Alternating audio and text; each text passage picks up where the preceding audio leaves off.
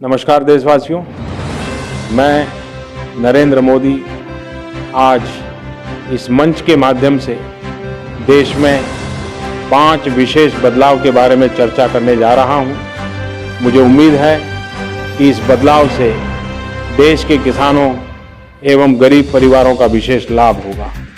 ये बदलाव देश के लिए बहुत जरूरी है। चलिए दोस्तों, बात करते हैं देश की महत्वपूर्ण और चुनी हुई बड़ी खबरों के बारे में मात्र 5 मिनट में। लेकिन उससे पहले एक बात ध्यान रखें, आज हम आपको कुछ विशेष खबरों के बारे में बताएंगे, तो इस वीडियो को अंत तक जरूर देखें और हमारे चैनल इंडिया न्यूज टाइम्स को सब्सक्राइब नहीं किया है तो तुरंत कर दीजिए। और हाँ, कमेंट बॉक्स में अपने शहर या जिले का नाम लिखकर जरूर बताइएगा। उत्तर प्रदेश सरकार गांवों में 5000 बिजनेस कॉरेस्पोंडेंट सेंटर खोलने जा रही है, जहां ग्रामीणों को बैंकिंग, बीमा, लोन, बिल भुगतान और मोबाइल रिचार्ज जैसी सुविधाएं फिंगरप्रिंट ऑफ ओटीपी के जरिए आसानी से मिलेंगी। मुख्यमंत्री सामूहिक विवाह योजना में बदलाव किया गया है। अब बेटियों को 1 लाख की सहायता मिलेगी। 600 खाते में, 25 शून्य उपहार में और 15 शून्य शादी की व्यवस्था पर खर्च होंगे। फार्मर रजिस्ट्री अभियान तेजी से चल रहा है। 1 अप्रैल 2026 से प्रधानमंत्री किसान सम्मान निधि की किश्त सिर्फ उन्हीं किसानों को मिलेगी जिनकी आंख समझा रहे को जोहा को करी फार्ता को प्रांस करने की काम रजिस्ट्री पूरी है। अब तक 54% किसानों ने फार्मर रजिस्ट्री पूरी कर ली है। सीतापुर 74% के साथ सबसे आगे है, जबकि बस्ती और रामपुर दूसरे और तीसरे स्थान पर हैं। किसानों की सुविधा के लिए गांव-गांव में कैंप लगाए जा रहे हैं ताकि सभी इंडियंस का आपरास्त आखिरी आगे है।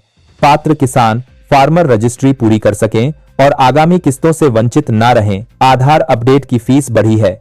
नाम, पता या मोबाइल बदलने पर 75 लगेगा, जबकि फिंगरप्रिंट या फोटो अपडेट के लिए 125 फीस देनी होगी। बच्चों के बायोमेट्रिक अपडेट के लिए राहत मिली है। 5 से 7 और 15 से 17 वर्ष की उम्र में अपडेट पूरी तरह मुफ्त रहेगा। नोएडा कोड इंटरनेशनल एयरपोर्ट का निर्माण कार्य 15 नवंबर तक पूरा करने के निर्देश दिए गए हैं।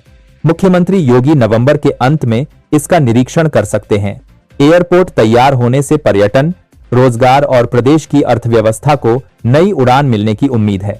परियोजना को मेगा प्रोजेक्ट बताया जा रहा है। मुख्यमंत्री योगी ने निर्देश दिया है कि 30 नवंबर तक हर गांव में किसान पंजीकरण शिविर आयोजित किए जाएं, ताकि कोई भी पात्र किसान वंचित ना रहे। अयोध्या में श्री राम जन्मभूमि मंदिर के दर्शन समय में बदलाव किया गया है। अब प्रवेश केवल रात 8:30 तक होगा और शयन आरती रात 9:30 तक होगी। वाराणसी से खजुराहो के बीच नई वंदे भारत ट्रेन चलने जा रही है, जो प्रयागराज, चित्रकूट और बांदा होकर गुजरेगी, जिससे यात्रा तेज और सुविधाजनक होगी। दिवाली के बाद प्रयागराज और सूबेदारगंज मार्ग पर 8 जोड़ी स्पेशल ट्रेनें चलाई जाएंगी, ताकि यात्रियों को त्योहारों में सफर की परेशानी न हो। अखिलेश यादव ने भाजपा सरकार पर अयोध्या जमीन घोटाले और चित्रकूट कोषागार पेंशन घोटाले जैसे मामलों में भ्रष्टाचार के गंभीर आरोप लगाए हैं। मुख्यमंत्री योगी ने जीरो पावर्टी अभियान मिशन मोड में शुरू किया है। इसका लक्ष्य है कि हर गरीब परिवार तक सभी सरकारी योजनाओं का पूरा लाभ पहुंचे। जीरो पावर्टी अभियान के दूसरे चरण में उज्ज्वला स्वच्छ भारत, जल जीवन मिशन और शिक्षा योजनाओं को शामिल किया गया है, ताकि गरीबों को सम्मानजनक जीवन मिले। वंदे भारत एक्सप्रेस अब वाराणसी से खजुराहो तक सिर्फ 5 घंटे में चलेगी और प्रयागराज के छिवकी स्टेशन पर रुकेगी। यह सेवा जल्द शुरू होगी।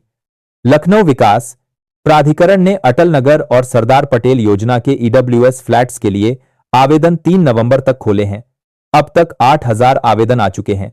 सरदार पटेल योजना उन भूमि पर विकसित की गई है जिन्हें पहले माफिया मुख्तार अंसारी के कब्जे से खाली कराया गया था। मुख्यमंत्री जन आरोग्य योजना के तहत अब बिना आयुष्मान कार्ड के भी 1 लाख तक का इलाज मुफ्त और कैशलेस मिलेगा। यह योजना सरकारी और मान्यता प्राप्त निजी अस्पतालों में लागू होगी, जिससे आम जनता को गुणवत्तापूर्ण स्वास्थ्य सेवाएं मिलेंगी। केंद्र सरकार ने पैन कार्ड को 31 दिसंबर 2025 तक आधार से लिंक करना अनिवार्य किया है।